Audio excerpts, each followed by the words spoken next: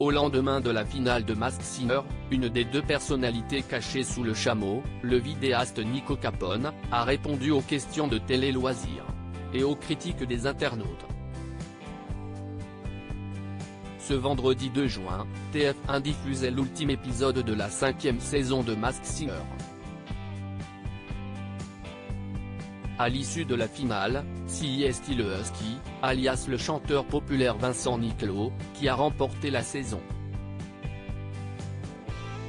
Face à lui, deux autres concurrents, dont le chameau, qui avait comme particularité d'avoir deux personnes en son sein. Une grande première pour l'émission, qui a forcément attisé la curiosité des enquêteurs, Kev Adams, Michel Bernier, Jeff Panaclock et Élodie Frégé, mais aussi des internautes. Il ne s'agissait cependant pas du couple Michou et Elsa Bois, qui s'étaient rencontrés sur Danse avec les stars, mais du duo familial Nicolas et Daniela Capone. Ces influenceurs sont devenus de véritables célébrités d'abord sur TikTok, avant de cartonner encore davantage sur Instagram. Avec leurs comptes respectifs sur les réseaux sociaux, ils totalisent près de 40 millions d'abonnés. Pour Télé Loisirs, Nico Capone a accepté de revenir sur son aventure mouvementée, et qui a bien fait rire leurs followers. On est des escrocs, on n'aurait jamais dû être là. Réagit Nico Capone, en finale de Masked Singer. Télé Loisirs, vous attendiez-vous à arriver en finale de Masked Singer? Nicolas Capone, je vous le dis, vraiment pas du tout. Je l'ai dit dans l'émission, on est une escroquerie. Rire, on est des escrocs, on n'aurait jamais dû être là. Après, on ne s'est jamais pris la tête, on était là, on ne sait pas chanter, on va donner tout ce qu'on peut, mais on ne sait pas ce que ça va donner. Mais si est vrai qu'arriver en finale, c'était vraiment une surprise pour nous. Mais après, on faisait bien rigoler, on a donc eu au moins la sympathie de notre côté. Que vous êtes-vous dit lorsqu'on vous a invité sur Masked Singer?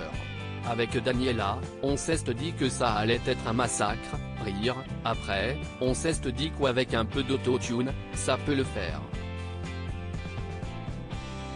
Mais je crois sincèrement que le problème, c'était l'autotune qu'il nous mettait, rire. C'était une catastrophe. Parce qu'en sortant du studio, sur ce rêve bleu, c'était une catastrophe. On nous a dit ne vous inquiétez pas, on va remettre à niveau, et ben quand j'ai entendu, c'était encore pire. Rire. Si est la première fois que deux personnalités sont sous un même costume, c'était votre choix dès le départ? C'était un choix de la production. Au début, on pensait que ça allait être un cheval, et quand on a vu le chameau, on a été surpris, et c'était impressionnant. C'était fou. Et la première fois qu'on a mis le costume, il ne fallait pas être claustrophobe. Il n'y avait pas d'air, on était attaché avec un harnais à l'intérieur, il y a juste les pieds qui bougent. Pendant 1h30 durant les répétitions, on suffoquait, rire. Avez-vous révélé votre participation à l'émission à certains de vos proches? Pour être sincère, on ne l'a pas dit, mais dès qu'il y a eu la première émission, ma mère, qui est fan de ces programmes, elle nous a tout de suite reconnus. Je lui ai juré que non, et dès la seconde chanson, il n'y avait plus de doute possible. Car lorsque j'allais à Paris, je disais que c'était pour le plaisir ou pour le travail, et elle a su que je ne disais pas la vérité. Mais dès la première tout le monde a su, même nos abonnés, ils envoyaient des chameaux en commentaire. Et sur le tournage, dès la première chanson, Camille Combal, Kev Adams. Ils nous ont envoyé des chameaux sur WhatsApp.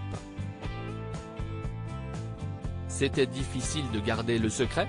Oui, car il faut savoir qu'on est beaucoup sollicité. Pendant le tournage, pas forcément, car les gens ne le savent pas vraiment. mais quand CIST diffusé, CIST là ou CIST compliqué. Beaucoup de personnes reconnaissaient Daniela, et dans la rue, des gens nous lançaient des CIST vous le chameau? Rire, quest ce qui a été le plus dur durant cette expérience? Le plus compliqué, CIST de rester longtemps dans le costume. On avait des répétitions, et rester dans le costume à rien faire debout. Ils nous mettaient des étriers pour supporter le poids, mais le costume dès qu'on le soulevait, il partait en avant, et Daniela devait porter tout le poids, je devais donc la soutenir. On n'a pas arnaqué des gens, on n'a rien fait de mal. Nico Capone répond aux critiques. Les réseaux sociaux n'ont pas été tendres avec vous, avez-vous regardé les retours des téléspectateurs? On était là pour amuser les gens. Après, vous savez, le problème CIST con est vraiment beaucoup connu. CIST vrai con a une popularité qui est énorme grâce aux réseaux sociaux. Après, comme je le dis à chaque fois, on ne peut pas plaire à tout le monde, on touche aussi des personnes qui ne peuvent pas nous blairer, rire, mais on ne fait rien de mal, on fait des vidéos humoristiques.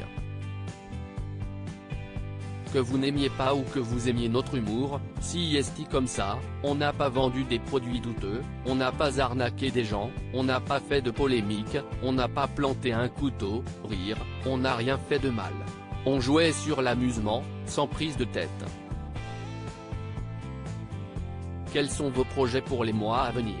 On vient de tourner une série pour W9, les Caponais se marient, et CIST une fiction comme un gars, une fille.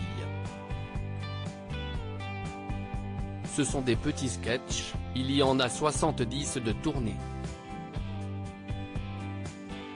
CIST vraiment super car on a créé ça, et ça sera diffusé cet automne. On a terminé il y a 2 semaines, et c'était vraiment bien. C'était intense, car on tournait de 7h à 23h, et on repartait le lendemain. Toutes les personnes qui nous suivent sur les réseaux vont nous retrouver et se rendront compte qu'on est capable de faire autre chose. On s'est donné de la peine avec Daniela avec des sketchs qui sont vraiment très drôles, comme scène de ménage.